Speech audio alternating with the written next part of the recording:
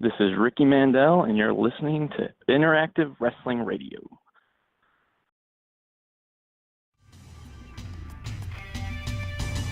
You're listening to Interactive Wrestling Radio, featuring the Interactive Interview, courtesy of WrestlingEpicenter.com.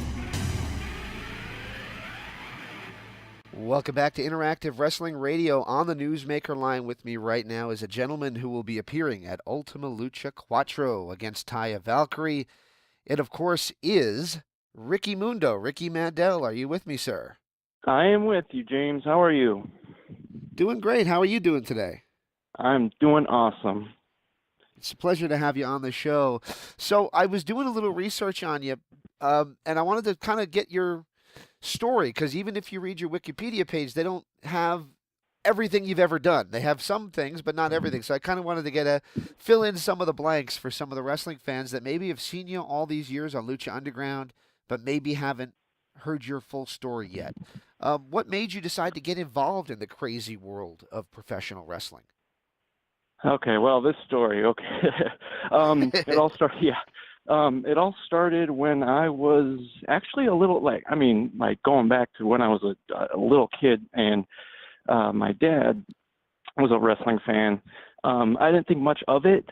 I was just familiar with what he would tell me, Hogan or Jake the Snake, Ultimate Warrior, all these guys.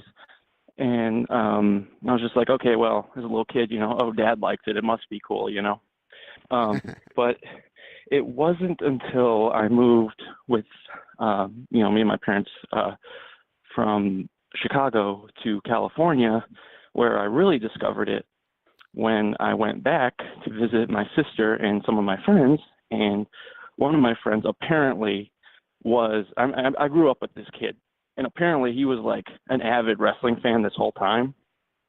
Right. So, so he takes me to, at the time, this was August of '98, so Attitude Era. And we went to the live show. And like I said, once again, I'm just familiar with Hogan and Ultimate Warrior and Jake the Snake and all, those guys from the golden era, if you will. Right. And he tells me, we're just going to the show, and I'm thinking, okay, whatever. I just want to hang out with my friend. And from that event, it was a house show in Chicago, Rosemont Horizon at the time, if you could believe that. Oh, wow, cool. And I just fell in love with it. And I still remember the main event from it. I still remember all the guys that were there, and just at the time I didn't know who they were, but now I look back and I'm like, Austin, Taker, Kane, Triple H, all these guys. I'm like, oh man, now I know who they are. But at the time I'm just like, oh, this is cool, Was Austin and Taker the main event of that one, probably? Austin, Taker, Kane, triple threat. There you go. Yep. Kind of fits the time frame. Yeah, that would have been around the right time for that. Yep. And so from then on, I just started doing my research on just, everything wrestling, and I knew that I wanted to do it. And looking through like WOW magazine, World of Wrestling, they had a lot of articles on. Yeah, they had a lot of little articles on how to become a wrestler and just different schools. And I remember one of them had one on UPW. So from that California, time on, Los Angeles. Yep, from that time on, I knew when I graduate high school, I'm going to go to UPW. So that was the goal from that time on, and that's what I did. Very cool, very cool. Yeah. So how did that lead? I know we're skipping some years here, but how did that lead to you getting involved with the guys over at Lucha Underground? Well, let's see. I started in '05, and I didn't get looked at by, obviously Lucha Underground came along 9 years later. So throughout that time, I'm just, working the indies, doing my thing. And I was always familiar and, to this day, still close with Marty Elias. And I remember getting a call one day. It was just a random phone call. And it was from Marty Fortney. And he was the casting director for Lucha Underground. And he just said, we're doing the show, and would you be interested in coming in for an audition? I'm like, okay, well, sure. So we went in, and I just cut a quick promo, just talking, you know. Yep. And from there, they're like, okay, well, we're going to be starting on these dates. Are you available? And I gave them, you know, all the dates I was available. And I think even if I wasn't available, I think I made myself available. You know, it was one of those things where, you know, you're going to do what you got to do.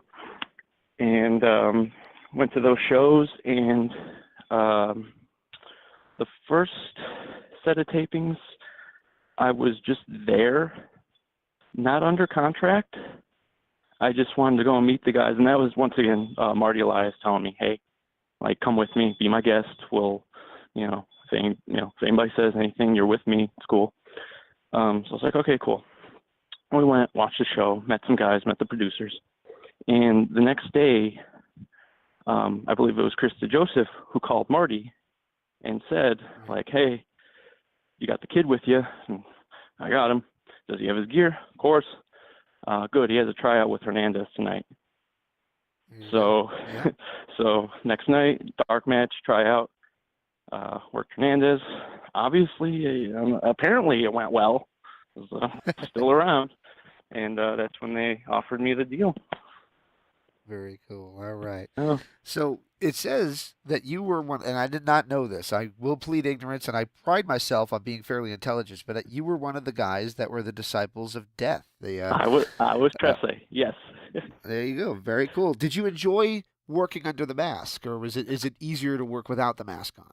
Oh, for me personally, much easier to work without the mask. But here's a little short story. Right before I became Tresse, they had me doing a character that never made it to TV.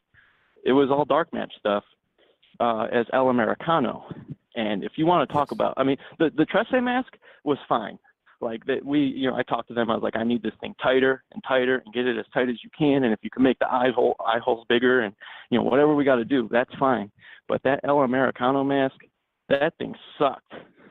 That thing, it didn't have a bottom to it. It would like move, and that was hard times. Is it just breathing, or is it also getting across facial expressions and all that?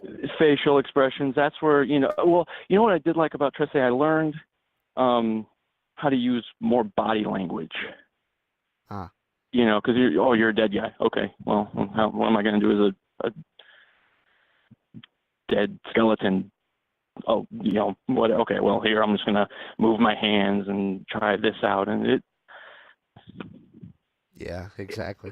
So you mentioned the Attitude Era, and yes. A lot of people kind of draw parallels between, ECW, the Attitude Era, and Lucha Underground in different eras being inspirational, being kind of the guiding force that changes things. One thing Lucha Underground does a lot differently is that they will go forward with killing people. You'll be dead, and that's it. Yeah. So what is your take on that as a wrestling company going to that level of, okay, this character is literally dead? I love it because it's different. You don't see that in everything most of the time. I mean, looking back, most of the time it's a character on a typical wrestling program is just gone. Whatever happened to that guy? Like he lost the match and now he's gone, or it comes to the point where you don't even realize that they're gone. It's just 1 minute they're there, and then the next you look back and go, wow, whatever happened to that guy? So I think it's fun, and plus, I mean, like you said, it's Lucha Underground. They're their own thing. They're their own universe. So.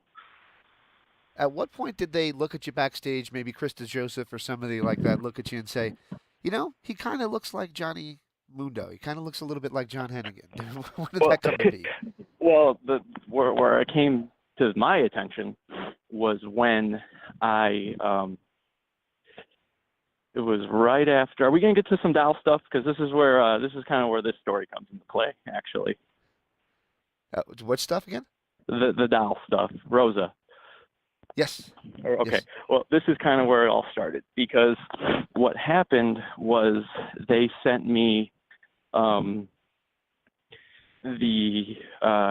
script for the death of Tresse, and I'm like, all right, well, I guess I'm dying. Well, damn. Like, well, you don't go to a picnic without potato salad. Well, you don't go to a wrestling writers meeting without an idea for like, okay, you want to kill me off? Well, here's an idea. Don't, like I gotta have something. So, Yeah. we could get into the doll stuff a little bit, but that's when I pitched the idea, and they're like, oh, we love it. It's great. But in the meantime, we want you to do this like mini Mundo gimmick because you look just like John. And I'm like, what? Really? Oh, like it. John was a guy who I grew up watching too, and at the time I was just a fat kid. So for people to be like, oh, you're gonna be his mini me in a couple of years, I'd be like, yeah, okay, me, the fat kid, but it worked out. Very cool. Yep. So we had on one of the producers of the show, Chavo Okay. Guerrero. We kind of jokingly compared his, I don't know if you remember, he had a stick horse in WCW that he Yeah, I used to talk remember. to called Pepe. I know Pepe. And we compared it to your doll, Rosa. I guess, what is the inspiration behind Rosa? Is it like a Chucky inspiration, maybe? You know what? This is how it all started. Once again, I one day was, I've always been like fascinated with like different, not necessarily horror movies, because you could have any type of horror movie, but just the specific characters involved. I always like those like over the top, like the Freddy Krueger. He was like his own, his own thing, or Pennywise the Clown. Like once again, like, so yeah, Chucky was something, but I've always been fascinated with like these like toy movies that the toy comes to life and is like on a rampage. It's like, whoa, that's interesting. So from whether it's like your Puppet Masters or your Child's Plays or Dolly Dearest or Dead Silence, whatever it may be, I've always been fascinated with that. So when I came across a documentary on Child's Play, I had to watch it. So I'm sitting there watching this thing and how they do the animatronics and just like what went into it, making the movie. I'm like, oh, that's cool. Okay, boom, done. Like 2 days later, I'm on Facebook, and you know how they have those 15 whatever Years since the something. release of. Yeah, and this one happened to be 15 creepiest places in the world. And of course, the picture was of the Island of the Dolls. So I'm sitting there like, okay, well, I got to find this one. I don't care what else is on here. I want to see this one. So I found it, and it's in Mexico, and I'm like, oh, this is so cool, like interesting, And then that's when I got the script for the killing of Fesse. And like I remember that night going to bed, like I gotta have something. Oh man, I'm falling asleep. And in my head, that's when this vision of like the temple and this doll just popped into my head. And I was just like, oh my God, like Mexico, Lucha Underground, Island of the Dolls, Ricky Mandel needs to be possessed by a doll. I love it. That's a hell of an idea too. So I pitched, obviously it came off a little different because I pitched the idea. They had their own version of how it would work. I pitched my version, but I just had to throw out something. As long as I had a doll and I was creepy, I didn't care. It was fun, Those backstage segments with you and the Worldwide Underground, it actually, it almost makes you come off as a sympathetic heel in some ways because they're such dicks that you're almost like, I hope he does something to them. Did you ever fear that would happen to you? Not really. It's funny though, bringing that up. I laugh at like when people are like, yeah, screw Ricky, screw it. I'm just like, he deserves to get his ass kicked. And I'm sitting there like, you not see they were bullying this character the whole time? Like so. Oh, right. So you mentioned your scripts and all that, and that kind of makes me think of your acting ability. And I really enjoyed the episode when you released Matanza. I think that just came out so perfectly. I think you and Famous B were probably the biggest stars of that night. It was like you both nailed it that night. Do you have any acting training, or is this all just from wrestling training? I did acting. When did I start? 7th grade through high school. I did theater acting, but like I said, it was just at school. Nothing. No like actual training. But then in senior year of high school, my high school had a film program, and that's where they would kind of like have us make our own movies and write our own scripts and just learn. Like I think like 10 kids were, if you wanted to, you could direct and get in, like try to do that side of things. But my main thing was, okay, I know how to act in front of a live crowd, but I've never done any camera acting or backstage stuff. So I was like, well, you know, I want to be a wrestler. This is what I want to be. This is what I'm going to do. So I might want to get a jump start on at least learning how to work in front of a camera. And that's pretty much how that started. Very cool. Yeah. Did they give you a lot of guidance, or was a lot of this kind of come off the top of your head? The things you came up with? For Just acting wise, like your lines and you know the way that your mannerisms and things like that leading into the release of Matanza. A lot. I mean, it just depended on. It would depend on. Like, do you remember the one in season 3 where I changed my name to Ricky Mundo? Yes. Okay, that one was me kind of doing goofy, and I was like, Johnny, you're gonna love it, yeah, you know. And then Skip, the director, came up to me. He's like, here, try it this way. He's like, Johnny, I need you to. This is, you know, he kind of guided me on that one, but a lot of them you just kind of give it a shot, and you know, we're doing so many takes that you kind of try and do it different.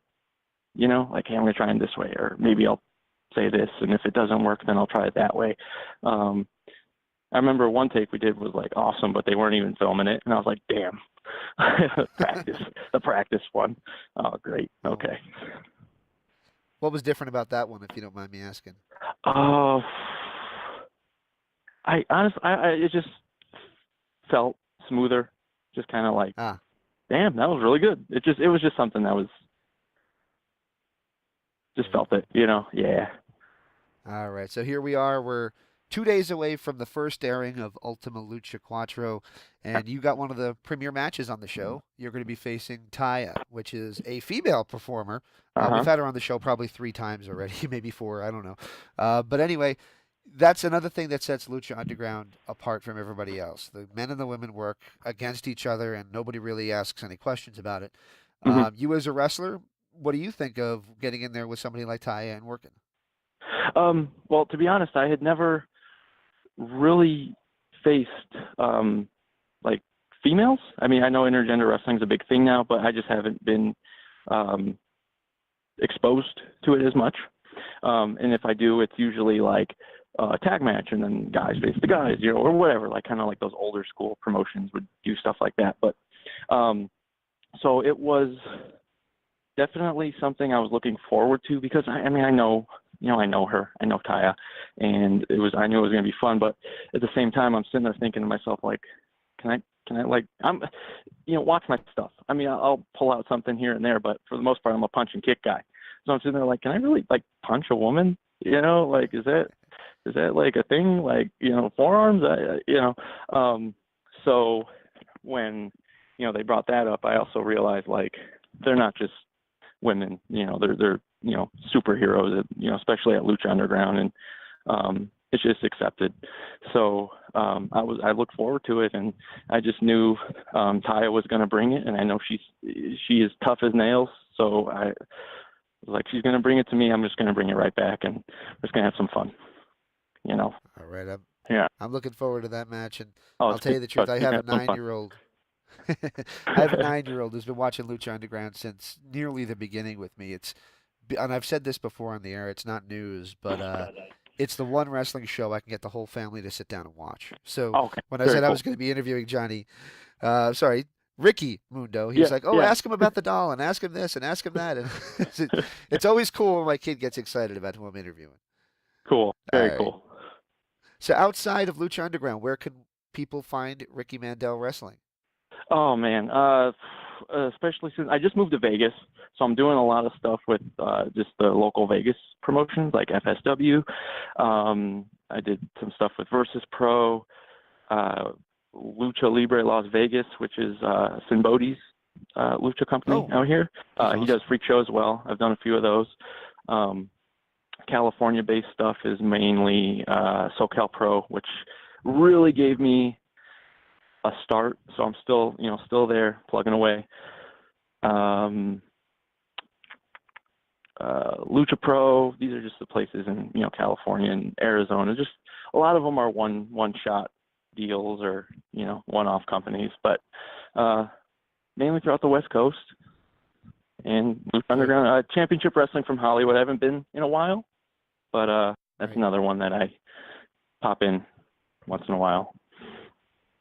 Very cool. I was at the state fair here in Arizona. Gosh, it's been 2 years, if you can believe that, when you faced a guy who now goes by the name of Killer Cross before Good old Kevin. anybody. Yep. Basically, I guess my question would be, and don't take offense to this, but do you those kind of matches where basically they give you nothing? It's a shame. Does that suck for you, or are you okay with that?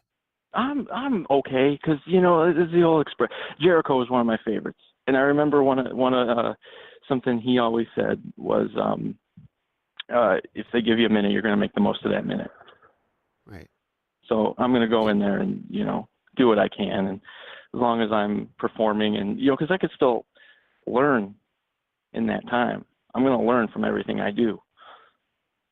So give me a little bit. And you did we were in the crowd, and unfortunately the second time around they did two separate shows. On the second show, we had less good seats. We still had good seats. Everywhere was a good seat in that venue. But, we had less good seats, and we had some WWE guys behind us, WWE fans. And you did the New Day twerk for a second there, and they got really heated at you. They're like, "That's not your deal." I don't think it chill out a little bit, but just wanted to throw that out there. Yeah, the gyrating. I've been doing. I was doing the gyrating for, I was doing that since 2007. I just didn't do it on Lucha because it wasn't the character. So yeah, I love it though. I love that. Yeah. So was mine. I love being in the live crowd me. and hearing people lose their mind. I stole from Rude, so we're all good. There you go. They ripped you. They were ripping you, and that's New Day's deal. I'm thinking, just chill out, man. Yeah. All right, so I'm gonna let you go with this thought. Any thoughts going forward on your wrestling career, both with Lucha Underground and outside of it? Anything you want us to look out for? Well, I got there's a new promotion coming out this weekend, LA Lucha. There's supposed to be something pretty big. That's what they're saying. You can hear whatever. But so I'm going to be doing that. But I'm looking to obviously just keep growing as a performer and as a worker. And I'm not going anywhere anytime soon. I got my own little independent doll thing going. I can't use Rosa, so I kind of made up my own. But yeah, I'm having a blast. And like I said, I'm not going anywhere anytime soon. Awesome. Before I let you go, do you mind if I ask for one last favor from you? Sure, what's up? Do you mind giving me a station ID just saying this is Ricky Mandel and you're listening to Interactive Wrestling Radio? This is Ricky Mandel and you're listening to Interactive Wrestling Radio.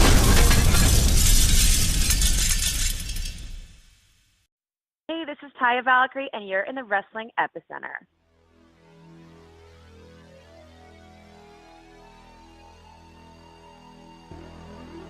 This is the Wrestling Epicenter.